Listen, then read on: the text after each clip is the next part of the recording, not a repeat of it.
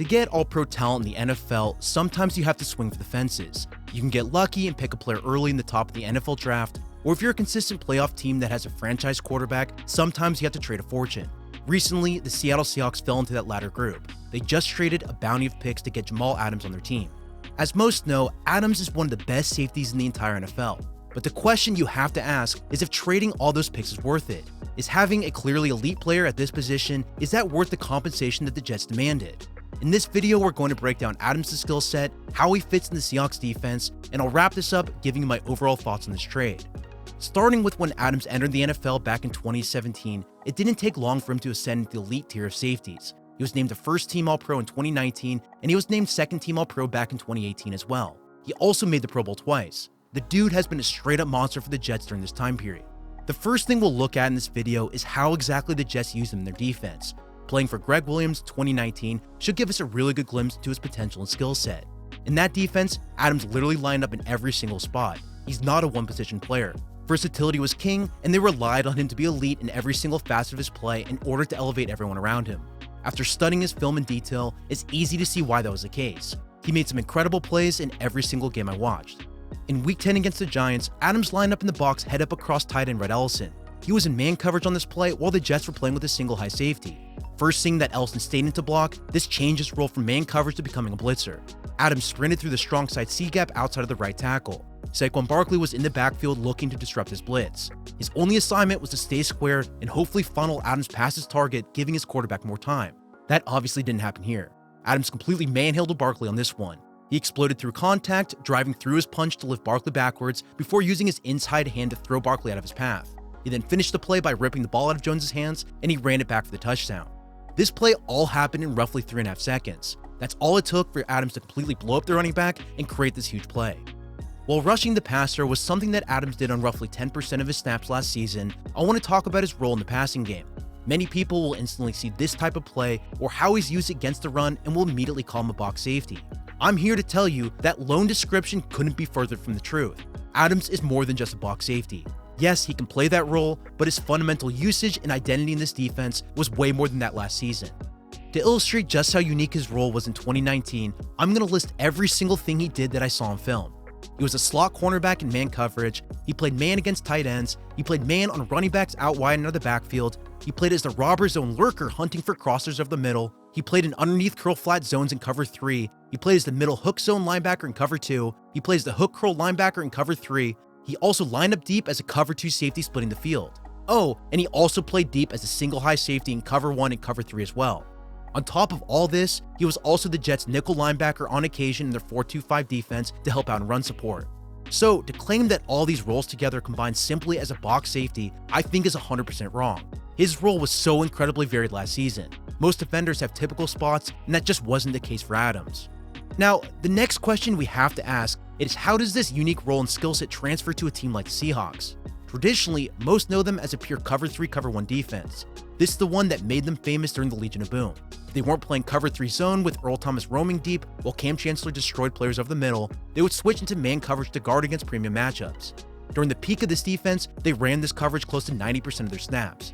The reason why it worked, even though it was extremely predictable, was due to the level of talent that this team had.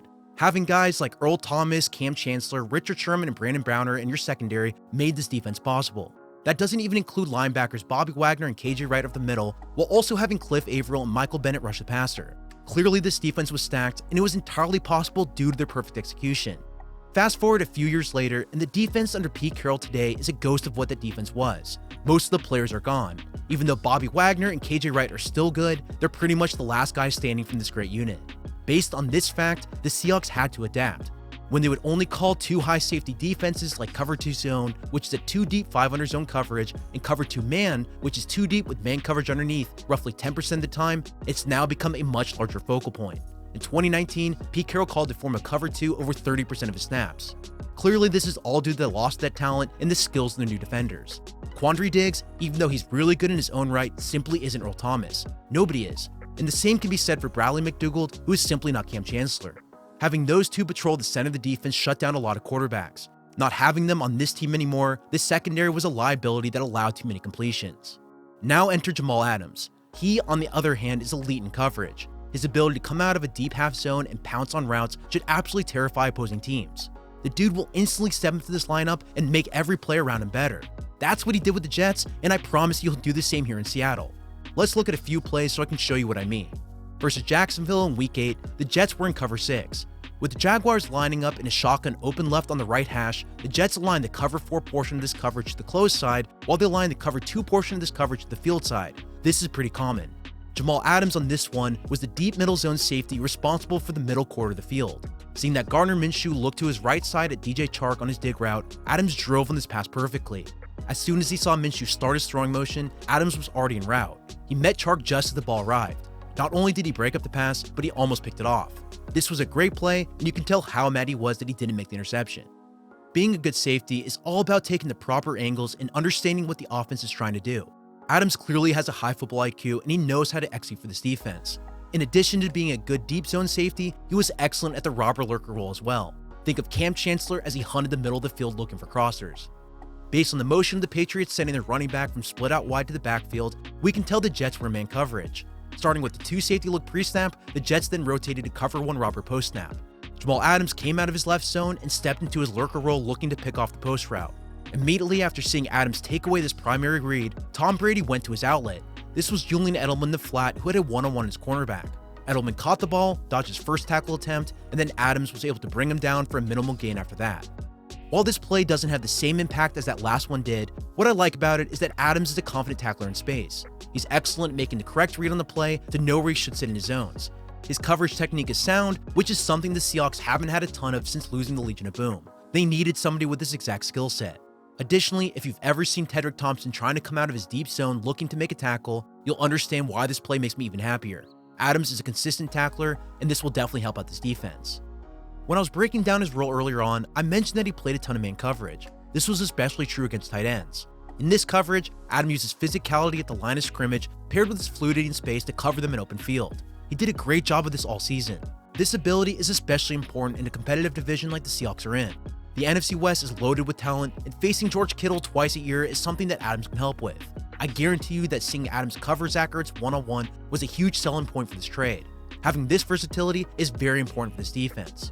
During the Jets' Week 5 game against the Eagles, Adams covered Ertz for a good number of his snaps. He only allowed 1 reception for a grand total of 8 yards. The rest of the time, Wentz looked the other way while Adams was in coverage. As soon as Wentz saw Adams go to another defender, he would then target Ertz, and that's where he gained most of his yards. Even on that 8-yard reception that Adams allowed in underneath zone coverage, it was on a 3rd and 13.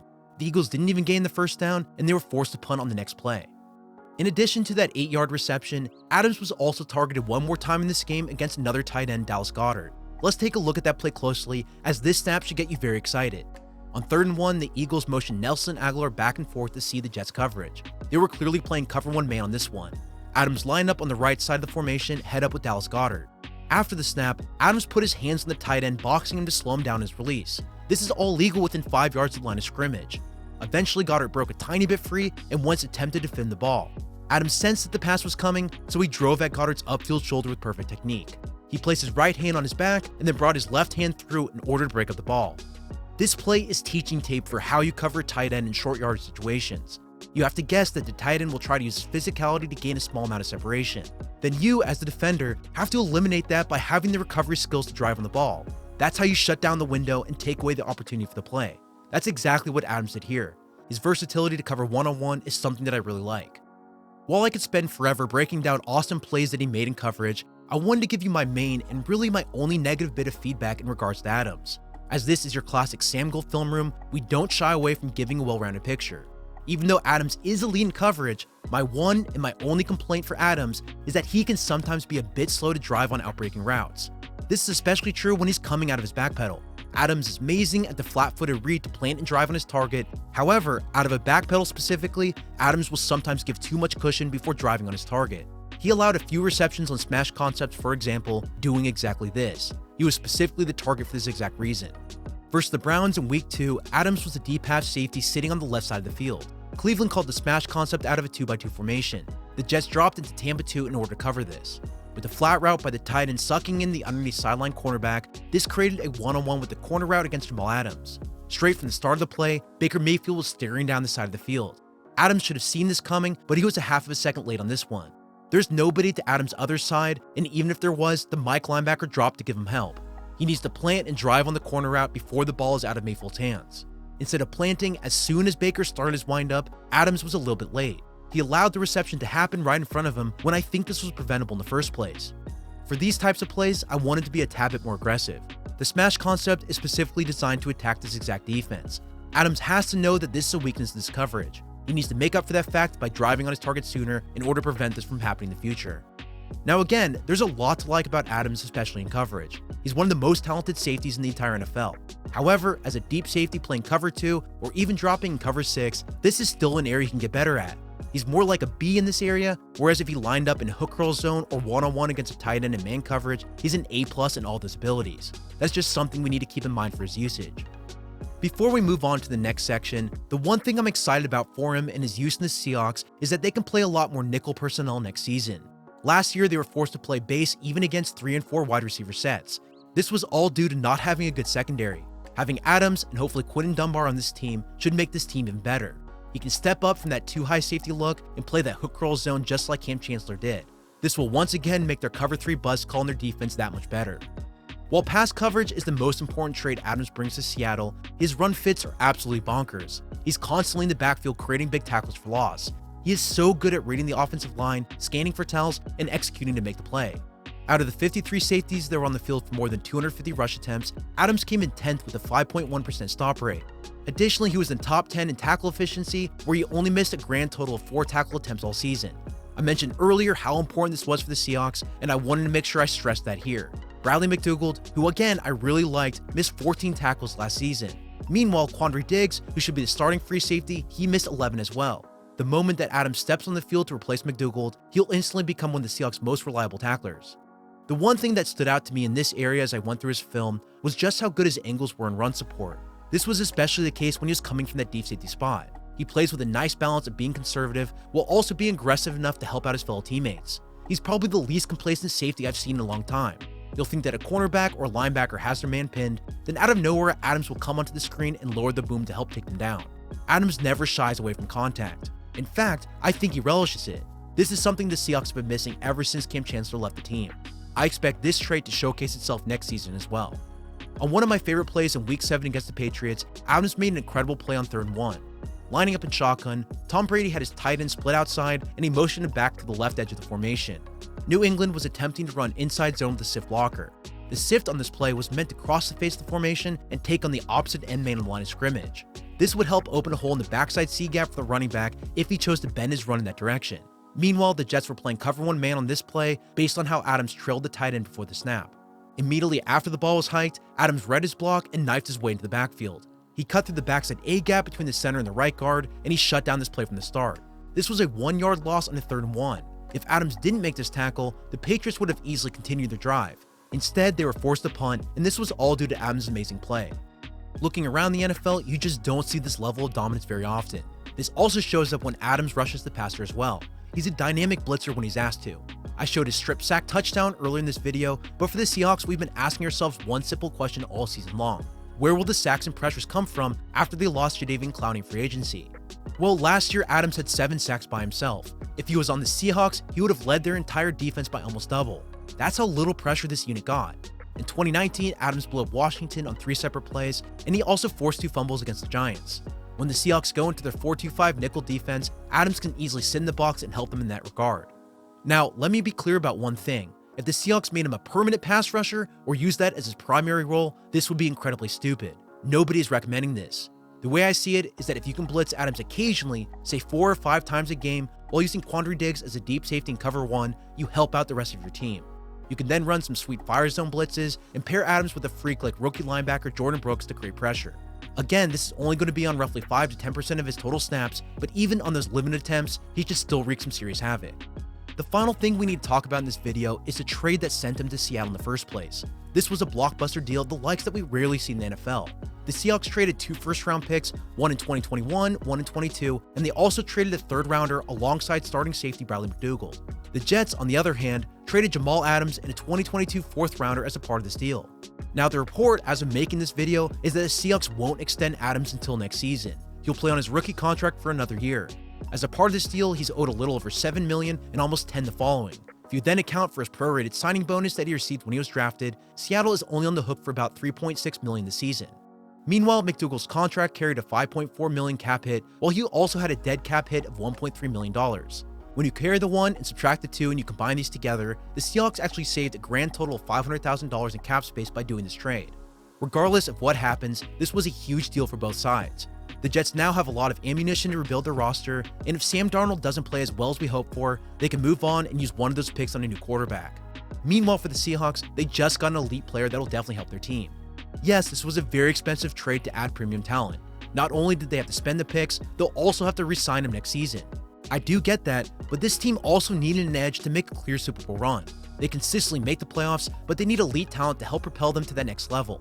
Hopefully Adams' elite play can overcome the lack of talent that this team will likely face due to them not having the draft picks. The final thing that I'm going to say about this trade is I think the biggest mistake that they made was not actually making this trade in the first place. The biggest mistake in my eyes was not immediately extending him. Realistically, say Adams plays out of his mind next season, are the Seahawks really going to let him walk? That answer is obviously no. We literally just saw this happen with Laremy Tunsil. He held all the leverage and he made Houston pay a market-shattering deal. The same thing will likely happen again with Adams. An extension should have been a part of this deal the whole time. Overall, we've talked a lot about coverage, how Adams is more than just a box safety, and how he has a ridiculous ability to blow up runs and passes. It's clear from his film that Jamal Adams is an elite player. Now obviously, Adams is not a traditional safety. He's not a pure free safety that has the coverage ability of Earl Thomas, and he doesn't have the pure box play that Cam Chancellor has either. In my opinion, he's a really good blend of both these talents. Based on everything I've seen, there's no doubt in my mind that he'll instantly make everybody around him better. Well, that's all I have for you in this one.